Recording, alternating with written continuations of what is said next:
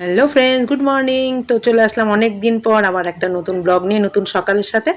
তো দেখো, আমার সকালটা শুরুই হয় আমার কাজ দিয়ে। আমার কেন, সাধারণ ঘরে প্রত্যেকটা হাউস ওয়াইফেরই তাই হয়। তো সকাল সকাল যেহেতু উঠি, আমি বাসি কাজের সাথে জামা কাপড়গুলো ভিজিয়ে দিই। বেশিরভাগ আমি আগের দিন রাতে ভিজিয়ে রাখি, যেহেতু সকালে ফার্স্ট মর্নিংয়ে যে জলটা আসে টাইমের, আমি মানে কেচে দিতে আমার সুবিধা হয়।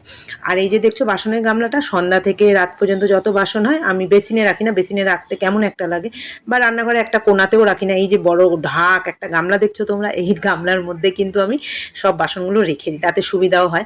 তারপরের দিন কি করি বলো তো, এই যে বাসনগুলো বের করে আমি জল দিয়ে গামলাটাও ধুয়ে রাখি সাথে সাথে, যাতে আবার দুপুরের পর থেকে সেটাকে ইউজ করতে পারি। সেটা আমি বিকেলবেলায় ঘরে নিয়ে নিই। এখন সাইডে উপুর করে রাখবো। তো ফাইনালি ভাবি আসার আগে আমার এই কাজগুলো নিজেকেই করতে হয়। আরও তো অনেক কাজ থাকে, উঠোন ঝাড় দেওয়া, গেটে জল দেওয়া, তালা খোলা, সাইকেল বের করা। তো যাই হোক, বাইরের কাজ সেরে টেরে ঘরে চলে এসেছি। হালকা হালকা ঠান্ডাও ছিল তখনও, একটু ব্রাশ করে নিলাম। আর এই যে দেখো, নয়নতারা ফুলগুলো একটু ছাদে গেছিলাম সকালে ওয়েদারটা অনুভব করতে। খুব ভালো লাগে, মিষ্টি মানে নীরবতা। সকালটা না খুবই ভালো লাগে, সবসময় প্রতিদিন যেতে পারি না। আর পাশে দেখো মসজিদের সামনে কি সুন্দর বেগুন, তারপরে টমেটো, কি সুন্দর এরা বুনেছে, এদের জায়গা আছে। আর আমি একটুখানি হাঁটছি আর ব্রাশটা করে নিচ্ছি। তো ওই যে বললাম, সকালের যে মিষ্টি সকালটা, তার স্পর্শটা নিতে ভীষণই ভালো লাগে। তো যাই হোক, আমি নিজে ফ্রেশ হয়ে চলে আসলাম। আর ব্রেকফাস্টের জন্য রুটি আর গরম গরম দুধ চা তো বানিয়ে নিলাম। তোমাদের দাদা তো তাড়াহুড়ো করে বেরিয়ে যায়, তাকে চা দিয়ে টিফিন প্যাক করে আমাকে দিয়ে দিতে হয়। আর এখানে দেখতে পাচ্ছ, এখানে কি করব বলো তো, এখানে আলুর পুরটা বানিয়ে নিলাম। অনেক দিন আলুর পরোটা করা হয় না। তো যাই হোক, বসে পড়লাম আলু ভরতে। দাদা তখন বাথরুমে গেছে, তাড়াতাড়ি তাড়াতাড়ি করছি। দাদাকে আগে করে দেবো, তারপর ছেলে মেয়েকে দেবো। তো ফাইনালি বসে পড়লাম একা হাতে। মেয়ে ছিল না কাছে, তো মেয়ে মনে তখনও ওঠেনি, না স্নান করতে গেছে, আমার ঠিক মনে পড়ছে না সেই মুহূর্তে। আসলে ছোট ছোট করে তো তোমাদের বলেই রাখি, অল্প অল্প করে শ্যুট করে রাখি। কখন কোনটা শ্যুট করি আমি নিজেও জানি না। তো একটা ব্লগ সুন্দর করে সাজিয়ে গুছিয়ে তোমাদের সামনে সেটা প্রেজেন্টেশন করি। তো বলতে বলতে দেখো, পুরগুলো ভরে একা হাতে আমি এগুলো করছি। এই পরোটা করার সময় মেয়েকে আর ডাকি না, যেহেতু এটা আমাকে একা একাই আস্তে আস্তে করতে হয়। লুচি ভাজার সময় ওকে ডাকি। তো ফাইনালি পরোটাগুলো আস্তে আস্তে আস্তে আস্তে ভেজে নিচ্ছি। এই আলু পরোটাটা আমারও ভীষণ ভালো লাগে। তো চলো, ফাইনালি কতগুলো ভেজে নিলাম। এবার প্লেটে সাজিয়েও দিয়েছি সসের সাথে। আর করেছি একটুখানি হচ্ছে ডাল, মানে ছোলার ডাল করেছি। তো চলো দাদাকে দিয়ে দিই। দাদা বললো খেয়েই যাই, আর প্যাক করবা না, আমার যখন দেরি হয়ে গেছে একটু খেয়েই নি। তো উনি তো ওনার ফোনের কাজে ব্যস্ত, ফোনই তো ওনার কাজ, তা সারাক্ষণ ফোনেই থাকে। তো যাই হোক, চলো এদিকে ওদেরকে খেতে টেতে দিয়ে এসে আমি দুপুরে রান্না শুরু করে দিয়েছি নিজে ফ্রেশ হয়ে। তো দুপুরে রান্নাটা করতে করতে না, মানে আমার এদিকে মানে শরীরটা হঠাৎ করে খুব খারাপ করছিল, কিন্তু তোমাদের আমি বলতে পারছিলাম না। কিন্তু রান্না তো করতেই হবে, কিছু করার নেই। আর এদিকে পাটাতে বাটাবাটি ঘষাঘষি করে নিচ্ছি। সর্ষে পোস্তটা আমি পাটা বেটেই করে থাকি সাধারণত। তো এটা হচ্ছে সজনের লতি ডাঁটা, এটা বড়ি দিয়ে করছি। তো রাঁধুনি আর আদা বাটা দিয়ে, উচ্ছে দিয়ে এটা চচ্চড়ি করছি বড়ি দিয়ে। খুব মানে ভীষণ ভালো লাগে এই চচ্চড়িটা, উচ্ছের চচ্চড়িটা। তো এটা ফাইনালি হয়েও গেছে, এবার ঢেকে দিলাম। আর তারপরে এখানে কি করছি বলো তো, এখানে করছে হচ্ছে গরম গরম চিকেনের ঝোল, আলু দিয়ে চিকেনের ঝোল। আমাদের বাড়ির সবাই পছন্দ করে, বাট আমি না। তো এইবার বাকি রইলো হচ্ছে ছোট ছোট, এটা লোটে মাছ। এবারের সিজনে এই ফার্স্ট নিয়ে আসলো লোটে মাছ। দাদাভাই সেদিন আনেনি বাজার থেকে, পাড়ার থেকে। ভাবিকে বলে রেখেছিলাম আমার জন্য মানে নিয়ে দিতে। তো আমার জন্য লোটে মাছ করেছি। আমি চিকেনটা খাই, এই লোটে মাছ থাকলে আর আমি ওটা খাবো না। লোটে মাছ হচ্ছে আমার ফেভারিট মাছ। যাই হোক, এতই ছোট, মানে দুধের গন্ধও যায়নি, আমি গোটা গোটাই করেছি। আর এখানে দেখো, এই যে ভাত হয়ে গেছে। আজকে যা যা রেসিপি মানে বানিয়েছি দুপুরে যা যা ছিল। আর দেখো, ছোট ছোট ছোট ছোট গুঁড়ি গুঁড়ি বৃষ্টিও পড়ছে। আর এখানে লোটে মাছে কিছু ফ্রাইও করে নিয়েছি সাথে।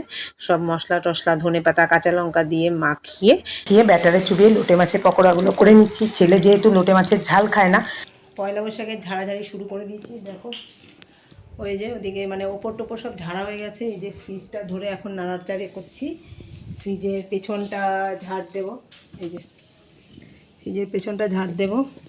আর এই ড্রেসিং টেবিল আর সিঁড়িটা কালকে পরিষ্কার করে রেখেছি, মানে ফাঁকা করে রেখেছি। যাবতীয় জামা কাপড় একদিনে তো গুছাতে পারি না, তো জামা কাপড় ছিল রাতে ভাঁজ ভাঁজ করে রেখেছি। আর এই দেখো, এখানে সব নোংরা, তাক টাক ফাঁকা হয়ে গেছে। একটা একটা করে ঝাড়বো, কেননা একদিনে আমি পুরোটা পারি না, শরীরের দেয় না। তো ঘর ঝাড়তে ঝাড়তে একদম এই ফ্রিজটাও সরিয়ে নিলাম, যেহেতু ফ্রিজের পেছনটা মানে মোটামুটি পরিষ্কার করা হয় না সব সময়। এই ঘর ঝাড়াঝুড়ি করার সময় বেশিরভাগ পরিষ্কার করা হয়, আর মাঝে মধ্যে 2-1 দিন আমাকে করতে হয়। তো ফ্রিজটা সরিয়ে পেছনটা একটু ঝাড়াঝুড়ি করে নিচ্ছি, তারপর ড্রেসিং টেবিলটাও ক্লিন করে নেব। তো পরিষ্কার করে ঝাড়াঝুড়ি করে এই যে ড্রেসিং টেবিলের নিচ থেকে যাবতীয় সব বের করছি। তো বললাম না, ডাইনিংটা এক এক করে পয়লা বৈশাখের ঝাড়াঝুড়ি শুরু করে দিয়েছি। আমি যেহেতু একসঙ্গে পারি না, একা হাতে সংসারে কাজ করে আবার সব ঘর বাড়ি পরিষ্কার করা মানে নাজেহাল। তোমরা তো আমার ব্লগে দেখেছো, শুধু ভাবি দুটো কাজ করে, ঘর মোছে আর বাসন মাজে দুবেলা। আর বাকি যাবতীয় সংসারের যত কাজ, মানে একটা সংসারের তো কম কাজ নয়, আমাকেই হ্যান্ডেল করতে হয়, প্লাস ছেলে মেয়ে হাজব্যান্ড সবাইকে দেখে সবার খাওয়া দাওয়া মিটিয়ে 12টা 12:30 কোনো সময় 1টা পর আমাকে এই ঘর ঝাড়াঝুড়ি বলো, এক্সট্রা কাজ বলো, তখন আমাকে ধরতে হয়। তো চলো দেখতে দেখতে আমি এখানে মুছেও নিলাম ডাইনিংটা, আর একটুখানি এই যে মেশিনটাকেও একটু মুছে নিচ্ছি ভেজা ন্যাকড়া দিয়ে। তার কদিন আগে মেশিনটা একটু ঝাড়াঝুড়ি করেছিলাম। তো ডাইনিংটা মুছতে মুছতে মুছতে মুছতে না অনেকটাই বেলা হয়ে গেল। ডাইনিংয়ের সাথে আমি বাকি ঘরগুলো মুছে নিয়েছি, যেহেতু ডাইনিং ঝাড়তে ঝাড়তে এই ঘর ও ঘর করেছি, পায়ে পায়ে ধুলো বালি গেছে। শুধু ডাইনিং মুছলে তো হবে না, তার সাথে এগুলোও মুছে নিয়েছি আর কাজটাও মুছে নিচ্ছি। একবারে ড্রেসিং টেবিলটাও আমি ক্লিন করে নিচ্ছি আলাদাভাবে। ড্রেসিং টেবিল আর আমাকে পরে যদি বলি যে পরে করব, দেখেছো কি অবস্থা ধুলো, আর ধুলোর গল্প করে লাভ নেই। সারাদিন শুধু ধুলো উঠছে ধুলো উঠছে, মানে ঝড় হাওয়া, তো এতটাই ধুলো হয়ে যায় যেহেতু নিচে আছে। তো তো আমি যদি মনে করি যে ড্রেসিং টেবিলটা পরে করব, সেই পরেই রেখে মানে রয়ে যাবে, আর মানে ল্যাথখোরের মতো লাগবে, শরীরে আর দেবে না। তো ওই জন্য ড্রেসিং টেবিলটা আমি মনে মনে প্ল্যানই করেছি, না ডাইনিংয়ের সাথে ড্রেসিং টেবিলটাও যেহেতু ডাইনিংয়েই আছে, আমি ডাইনিংয়ের সাথে এটাও পরিষ্কার করে নেবো যত বেলা হোক না কেন। তার এই যে ড্রেসিং টেবিলের সামনে মেয়ের যে জিনিসগুলো থাকে, কিছু বাতিলও করেছে জিনিস, যেগুলো ক্রিম বলো তারপরে হেয়ার সিরাম বলো শেষ হয়ে গেছে, সেগুলো বাতিল করে ফেললাম। আর এই যে কোটোকাটি যেগুলো কসমেটিক, সেগুলো একটু মুছে নিয়ে একবারে সাজিয়ে দেবো। তো চলো এক এক করে সাজিয়ে নিই। আমার তো এদিকে অবস্থা টাইট, মোটামুটি 3:30 পৌনে 4টে বাজতে চলো এগুলো কমপ্লিট করতে করতে। আর দেখো মুছামুছি করতে গেলে মানে করতে গেলে তো দেরি হবে। আর দেখা কমপ্লিট একদম, গোছগাছ, সিঁড়ির ঘর, এই যে সব মুছলাম। আর এখানে হচ্ছে আমাদের 4 জনের সব জিনিসপত্র ঢাকাঢুকি রয়েছে। আর এই যে মহারাজটাকে এই জায়গায় সেট করব। এই দেখো এই যে সব পরিষ্কার, সব পরিষ্কার। বেসিনটা করতে পারিনি, বেসিনটা করব কালকে। তো এখন বাজে বেলা 3টে, মোটামুটি শেষ। ছেলে আজান দিয়ে দিয়েছে যে মা খেতে দাও, ওকে খেতে দিয়ে এই ফ্রিজের মাথায় একটা ফুলদানি ছিল, তাকে ধোবো, ধুয়ে তবে আবার স্নান। পুরো ফাঁকা, এই ফাঁকা জায়গায় হয়ে যাবে এই যে ছোট্ট ছোট্ট ইঁদুরের বাচ্চা আছে, তোমাদের এই ভিডিওর মধ্যে দেখাবো।